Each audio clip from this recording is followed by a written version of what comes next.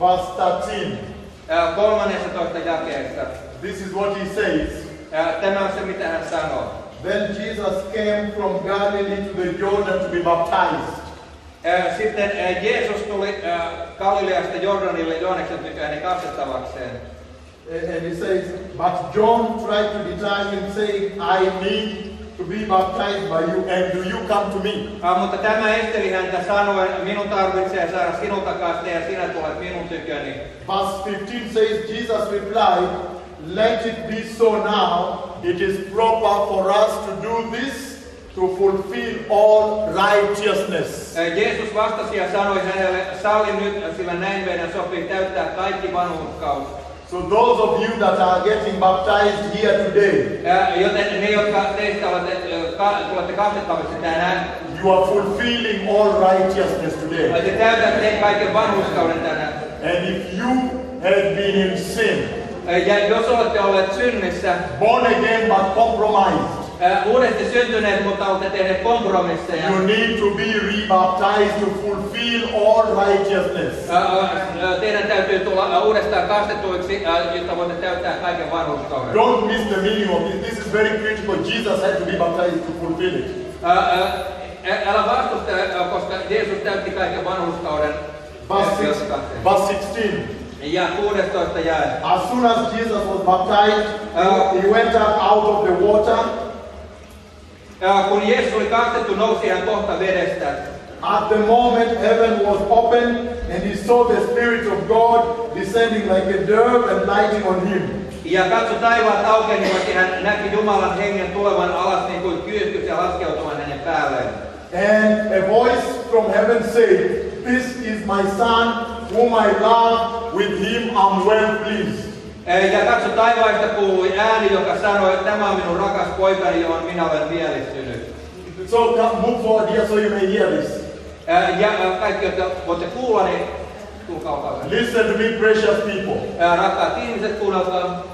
The Lord is saying Herra sanoo, that when Jesus was baptized, kun Jeesus kastettiin, then heaven opened, taivas avautui. and the Lord decreed sonship with him as my son. This is my son. Ja Herra antoi hänelle ilmoituksen, tämä on minun poikani.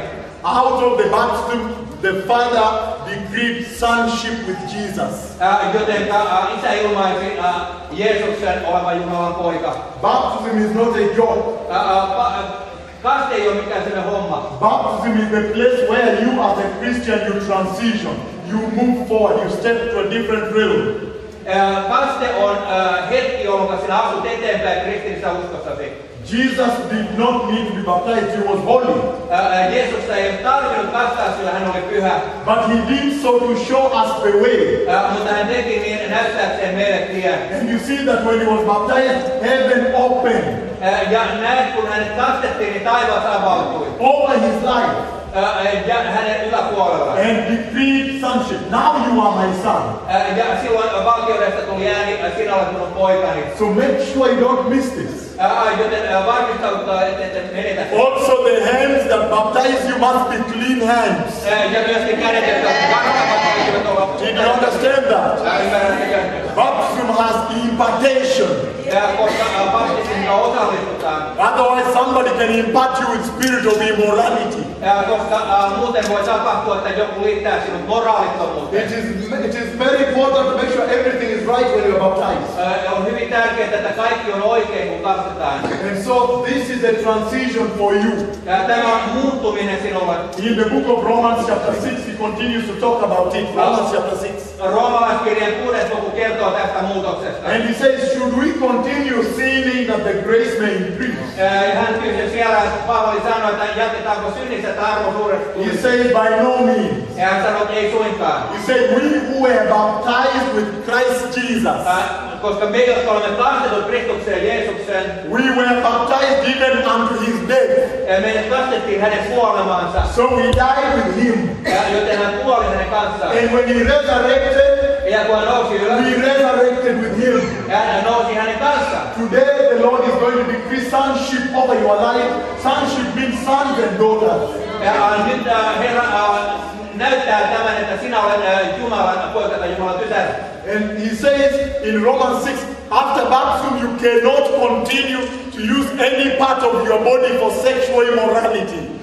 Joten Raamattu osoittaa, että kasteen jälkeen sinä et voi käyttää mitään ruumiisi jäsentä seksuaaliseen moraalitomuuteen. You cannot use any part of your body for sin anymore. Sinä et voi käyttää mitään ruumiin jäsenestäsi enää syntiin tämän. Remember this now. Muista tämä nyt. When Jesus was baptized, Kun Jeesus kastettiin, then the Holy Spirit, heaven opened, the Holy Spirit came. taivas avautui ja Pyhä Henki laskeutui alas. So baptism opens the door to you being visited by the Holy Spirit. Avaa tien, että Pyhä Henki tulee ja vierailee luonasi. And I take it that all of you are born again when you come to be baptized here. Ja lähden siitä, että jokainen, joka tulette tänne, olette uudesti syntyneet. Father, in the mighty name of Jesus, Isä, Jeesuksen valtavassa nimessä. Father, I commit these people into your most able hands. Minä omistan nämä ihmiset sinulle sinun käsisi. And I decree that at this place, Ja julistan, että tässä paikassa you are going to transform lives sinä tulet muuttamaan elämiä. and anoint people Ja voitelemaan with ihmisiä. the power of the Holy Spirit. Pyhän Hengen voimalla. In the mighty name of Jesus. Jeesuksen valtavassa nimessä. So be it. Amen. Amen. Thank you. Can I?